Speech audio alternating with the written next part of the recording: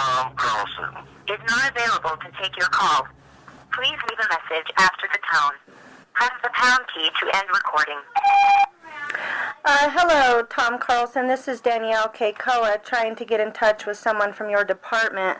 I have left a couple messages with your supervisor, Stephanie, and an email to your entire department. I'm just trying to do a follow-up from the disturbance that was in front of my house last week on August 20th.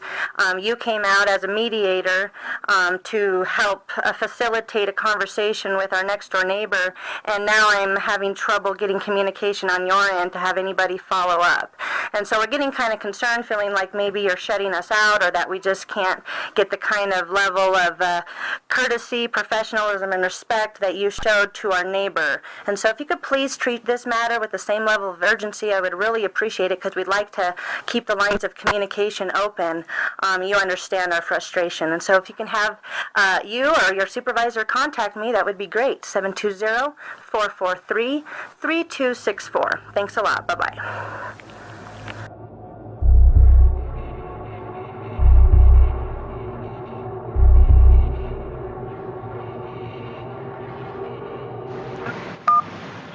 Hello, this is Danielle. Hi, Danielle. This is Tom Carlson with Neighborhood Services for the City of North Glen. Hi, Tom. Thank you for returning my call. Oh, not a problem. Not a problem. Yeah, Stephanie returned your call. She was in the office. She's been out with an illness for the past couple days, so. Okay. But she should be back this afternoon, so she'll probably give you a call back too. What's going on? Okay, well, do you have a few minutes to talk? Sure, yes, I do. Okay, good. Well, I need to be honest with you, Tom. We're still pretty upset about the disturbance that took place last week. I don't know if you have any idea about what's been going on with us for the past 4 years, but this really disrupted our day, and it's carried over to today. My husband, it's been hard for him to, earn a living when he has to show up late for work because of these types of things. And so what we really need to know from you, first of all, is when we can expect our next door neighbor to be building that privacy fence. There's nothing that would, see, this is the thing, is there's no agreement made. Okay, so when you guys went back over to talk to her, what was established? Because we were told by you and Stephanie that you were going to go back over there and tell her to leave us alone and encourage her to build a privacy fence. And since then, she has not left us alone. And in fact, on Monday, we were trying to have an art project and paint our shed, and she started taking pictures of us and invading our privacy that way. And so I don't really know what to do, but I just wanted to find out what happened when you went back over, and what did she agree to? So this is kind of where we're at. We put it out there as far as mediation, and that didn't take place. Didn't seem like anybody was open to it. We're leaving it open. We would like that to happen, where you guys sit down and say, hey, as neighbors, let's agree to this. But that didn't take place. We made this suggestion that would probably help solve the problem, is to put up a 6-foot privacy fence. And what was her response? She said, if she could come up with the funds or something like that, she would entertain the idea, but there's nothing that she had agreed on, and we can't force someone to do that. Okay. Would that solve a lot of the problem? I think so, but, it's one of these things that until it happens, either the fence happens, or you guys agree to sit down and really work out the issues, this stuff's going to continue to go on. Just because so let me start first by saying your husband explained a lot of what's going on, has been going on the past 4 years, and kind of why, you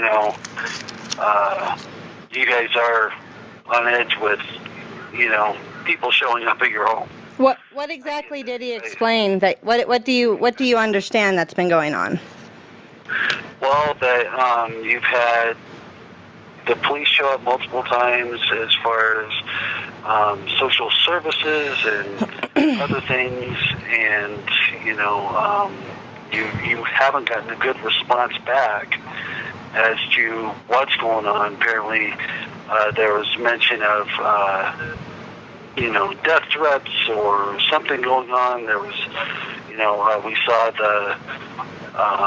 your website with the pastor and stuff like that. Okay. So we have an idea. We get it, but in the same sense, that has nothing to do with your neighbor.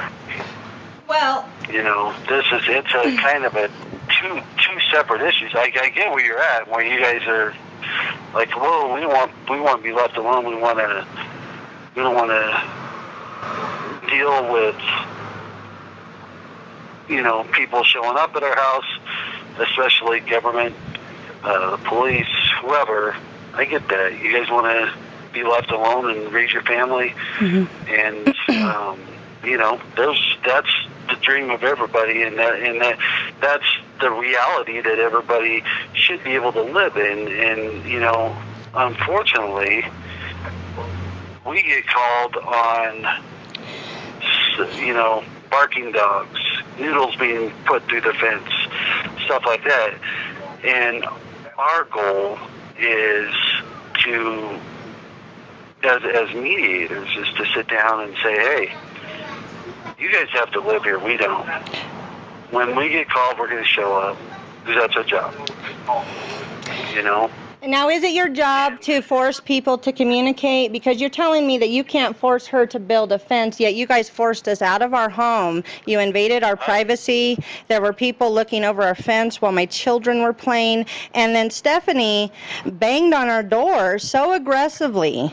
If you'd like to see the video footage, you might disagree with how your tactics are handled, because frankly, they're way too aggressive for this type of non-offense. We didn't even commit a code violation, and then you come at us and force us out of our home and force us into a confrontation when we're trying to avoid this.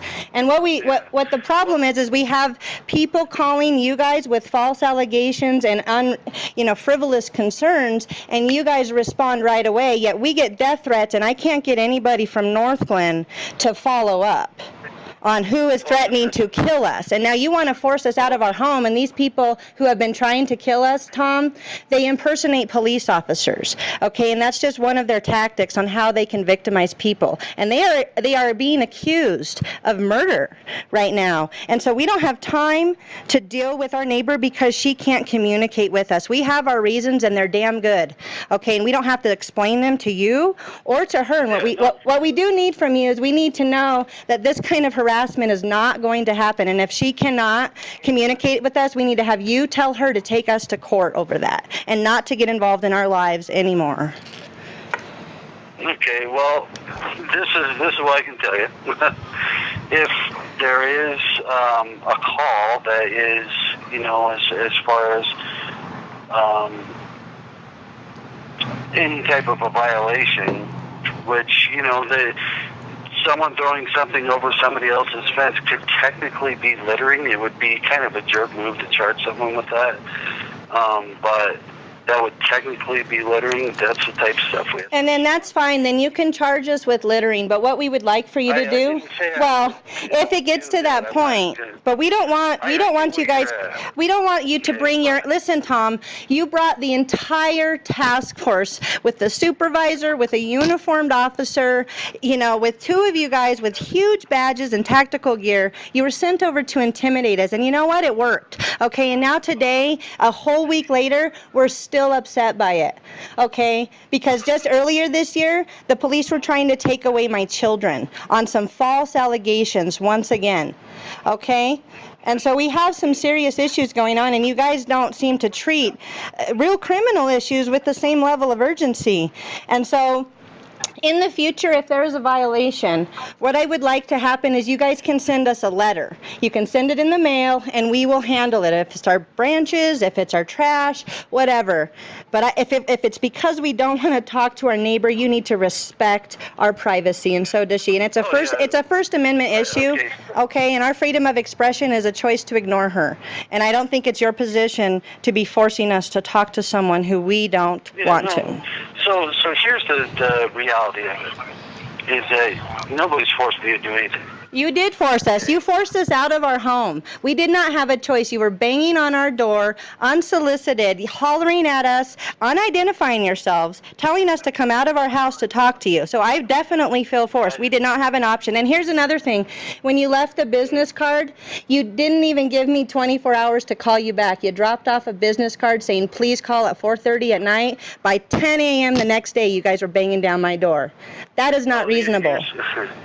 Yeah, so here's kind of what happened, just so you understand where everything happens, is that we were called to go talk with your neighbor. That was the whole point of us going over there. Mm-hmm. And, given the fact that, I'd showed up the day before, knocked on the door, and left the card, and, I had seen somebody in the window, and I said hello, and left my card on the door, and nobody responded. I figured that that this wasn't going to be something where we get contacted. So banging down my door was the answer? Talk with your neighbor about, okay, so this probably isn't going to be mediated. So how do you deal with things in the future?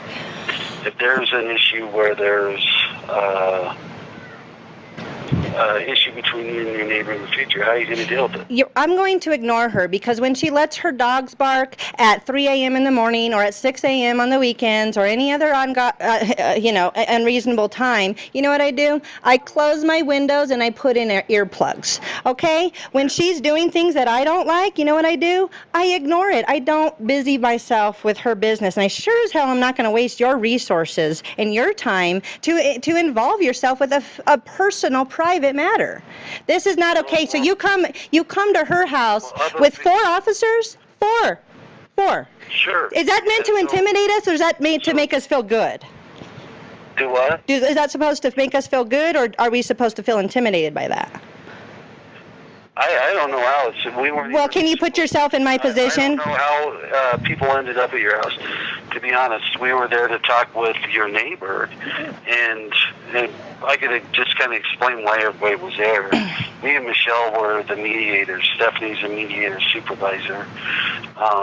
She's in charge of the mediation program. Phil is the code officer, and if there was a bunch of stuff in the backyard that we could see from a public access, public viewpoint, which would be her back patio, because she allowed us to get back there and see through the chain link fence. And there was a bunch of litter or there was some type of violation. I mean, you guys could have got a notice to take care. Right, but you're doing a hypothetical, Tom. There was no violation. And Stephanie, she said, first of all, I didn't like the fact that she pounded on my door 30 times and then pounded on it another 9 times right after that, okay? I didn't like that. And so when I went out to address her, I said I didn't like being harassed. She said, I'm sorry to harass you, but no. She said she's sorry to harass us, but she just wanted to talk, and that there were no violations at all. None. 0. Yet 4 officers were sent to my house on no violations. I'm sorry, Tom. This is just not acceptable. Yeah, the whole point was to talk with your neighbor, and I didn't even know anybody was going to your house. Well, to knock on your door. I was going to wait and see, but obviously Stephanie had thought that someone might be home, and that she wanted to talk with you guys and see if we can work something out between you and your neighbor, where you guys sit down at the table and discuss 2 adults that have to